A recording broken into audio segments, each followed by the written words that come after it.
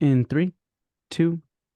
Hey, Crystal. So talk to us about medical and dental billing. How can we utilize this, or what advice or suggestions can you give us that will help us with doing medical and dental billing? Absolutely. So, medical billing is quite a bit different than dental billing. A lot of people are scared of it. They're intimidated. Maybe they've heard horror stories, even that it takes forever to get paid or it's not worth the energy. And really, my mission is just to explain to dentists how it is not as complicated as it sounds, and it's certainly worth the effort. So, we get thousands and thousands of dollars of reimbursement from medical insurance for dental services. Many dentists don't even know that it's a possibility to bill medical for dental treatment, right? So when you think of an implant or a bone graft, you might be thinking, well, dental insurance might cover a little bit of that, or there might be that $1,500 per year max benefit available. But what if we could tap into their medical benefits? So when you start talking about especially larger procedures, if your patient portion is more than $5,000, we know that dental insurance doesn't make a very big impact in that patient portion, right? They're still going to be spending at least $3,500 out of pocket after they use all their dental benefits. So the combination of adding medical billing to your dental practice allows your patients to be able to afford the care that you recommend.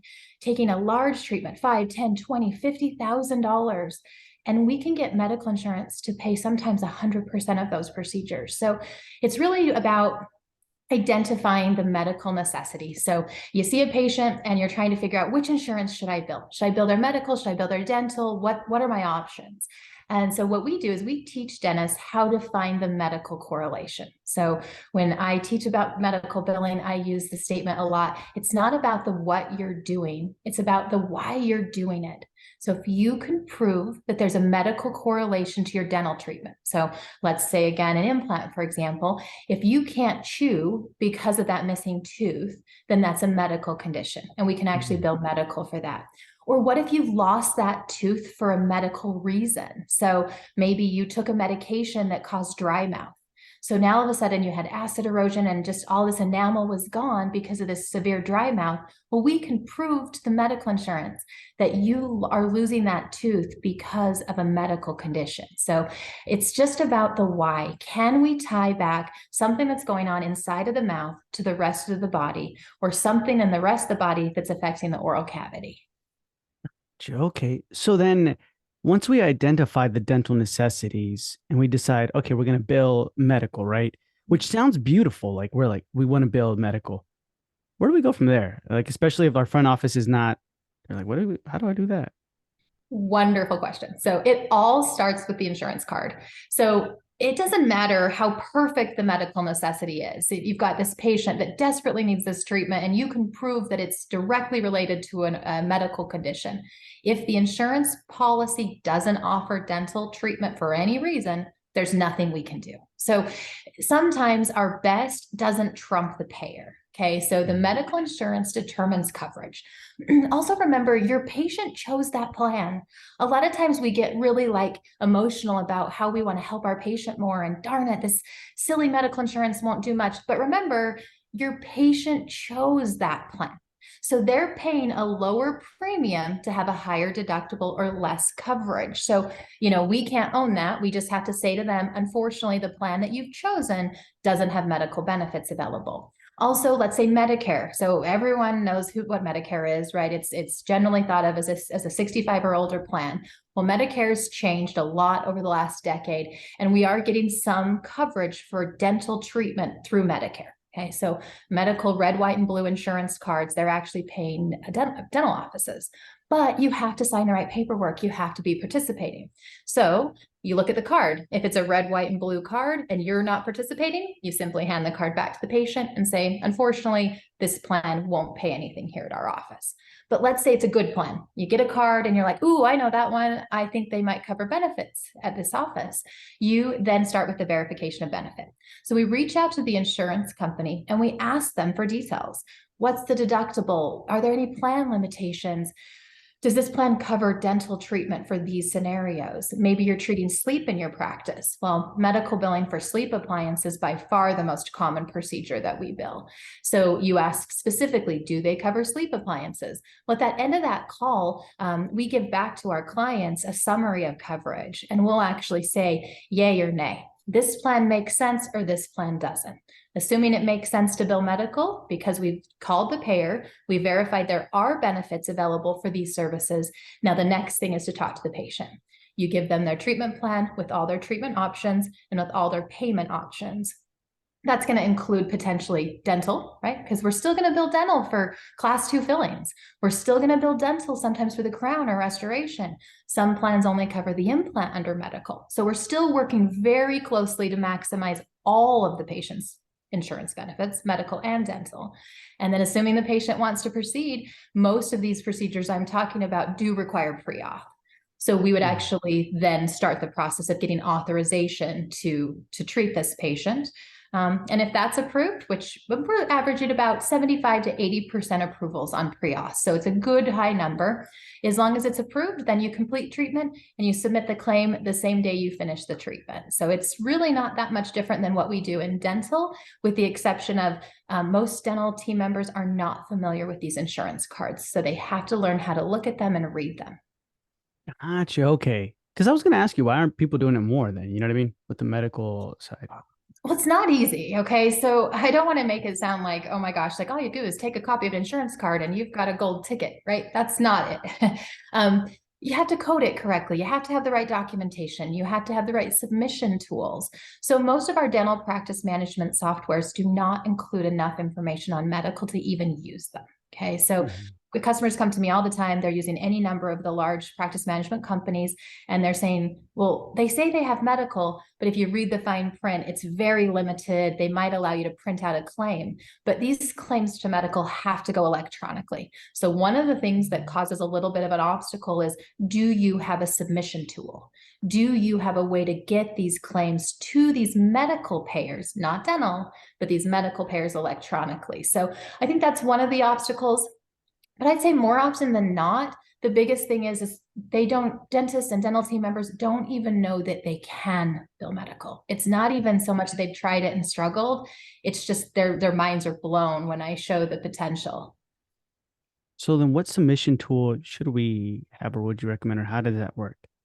Well, so there's a couple of different options. The manual way and the less expensive way is to go to some of the payer portals. So you could go to Blue Cross Blue Shield, for example, and you can manually submit a claim directly to them. So that does get you your electronic submission, but it doesn't provide you tracking or any automation. It's very manual.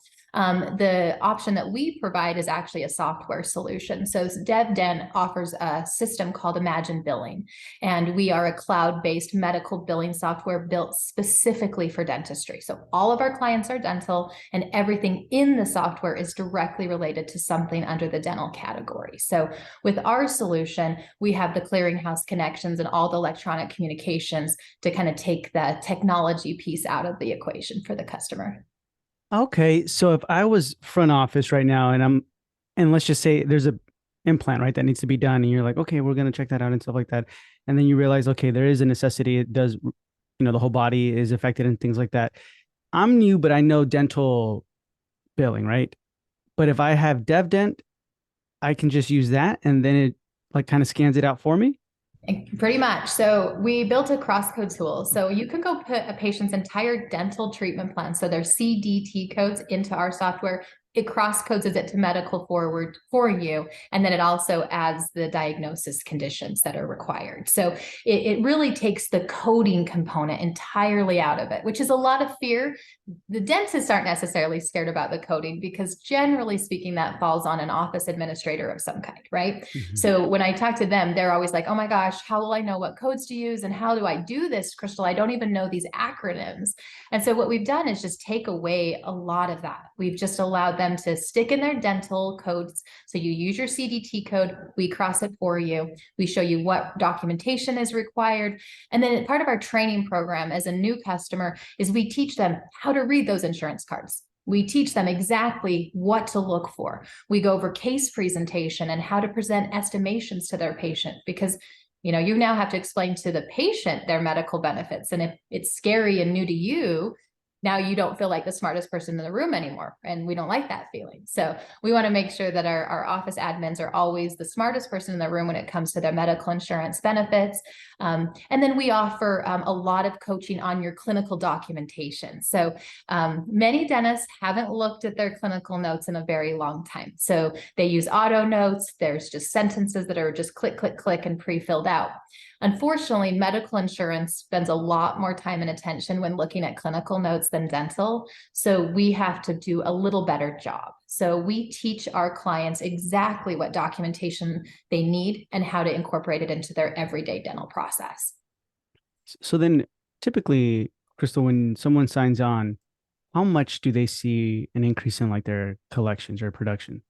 So what we're seeing, so across the board, we have 80% success rate on all of our claim submission. That's including the worst claims out there, the best claims out there. 80% is our average approval rate. But what we're finding is patients are accepting treatment at a faster rate because they can now afford the treatment. Imagine you had a $10,000 treatment plan and you got presented $1,500 from dental and you were going to owe the $8,500 difference. Now imagine I present that same $10,000 treatment plan, but I explain to you that you have to meet your $3,000 deductible and then you have 100% coverage. So now that treatment plan costs the patient $3,000 instead of $8,500. We all know that there are far more patients who would be willing to pay $3,000 than nearly $9,000. So that's the story we tell. That's the purpose of medical billing, is to help patients access the care that they need. So historically, we're seeing about a 20% case acceptance increase with cases over 5,000. So if you're a $5,000 case and we can decrease patient portion, at least 20% more of those patients are proceeding with treatment. Okay. And then what headaches can we encounter with this? Well, you're dealing with insurance. um, it's just the insurance companies. It's nothing else. The conversations with patients is quite easy. They're just excited. They're just really feel great that their dentist is willing to go above and beyond to help them get more access to care, right? That's what they care about. Even when deductibles are in play, even if the patient gets no actual payment from the insurance company, there's gratitude for helping them access their deductible and these medical benefits. But so that's not the obstacle, never the patient. It's never the coding. We can teach the coding. It's just 1 + 1 = 2, right? It's not challenging, but it's the insurance payers. 1 minute, one payer says this, and literally the next claim we call back and we'll get a different response. So the quality of representatives that are answering the phone are quite low. They haven't been well trained. They're not very familiar. So you get really inaccurate information. We'll literally be told, yes, we'll pay for this. And so we submit the claim with an approval number and they'll deny, saying we changed our mind. So then we have to appeal it. Now, again, a huge benefit of working with a company like Devdent is we do all of that follow-up. So when you submit a claim through our system, we're responsible for it all the way through the process. So we're the ones on the phone with the insurance companies arguing these approved pre-auths or these denials and things like that. So I would say the first initial obstacle is just understanding the insurance, knowing which plans pay what and why. And then I think the forever frustration is that we're just dealing with insurance companies and they are not in the industry of wanting to pay claims. Their goal is to slow down and reject claims as quickly as possible. Yeah, retain that money too. Yeah, Gotcha. yeah, that's their job, right? So we're kind of going against a big force in that sense. The good thing is there's a lot of rules and regulations. Insurance companies cannot just choose not to pay. And so when we know all the proper paths to take and all the right words to say and all of the right, if you will, threats to make, they finally process our claims. So we do have some tools in our toolbox to help us make those go faster. But I would say to anyone who's getting into medical billing or is considering it, just pre-prepared for the first few months to be exceptionally frustrating. These medical payers will not recognize you. They won't recognize your MPI and tax ID numbers. There's going to be a slight delay. Usually, if you can get past the first 90 days, if you can just stay with it, be diligent, follow our program, by the end of 90 days, you've pretty much got a system in place that's working. Okay. So Devdent is a program or is it like a software that I can utilize forever? So Devdent is an education and distribution company. So Devdent Mm, stands for developing dentistry. We just are here to find solutions that help dentists improve their practices and improve patient care. So that's our mission, is to just provide tools and solutions for dentistry. One of the tools we provide is Imagine software. So Imagine is a cloud-based software that handles these cross codings and handles all of this documentation. And behind that is a third-party billing company. So we mhm. actually facilitate the entire billing process for our clients. Okay, awesome. Awesome, Crystal. I appreciate your time. And if anyone has further questions, you can find her on the Dental Marketer Society Facebook group, or where can they reach out to you directly? So you can always find us at www.devdent.com. We've got some awesome resources, recorded webinars, tutorials, demos, everything you could possibly want to see. We have some awesome Facebook programs going. You can check out our Facebook page and you'll see success stories and just a whole program we've got specifically to different types of dentistry.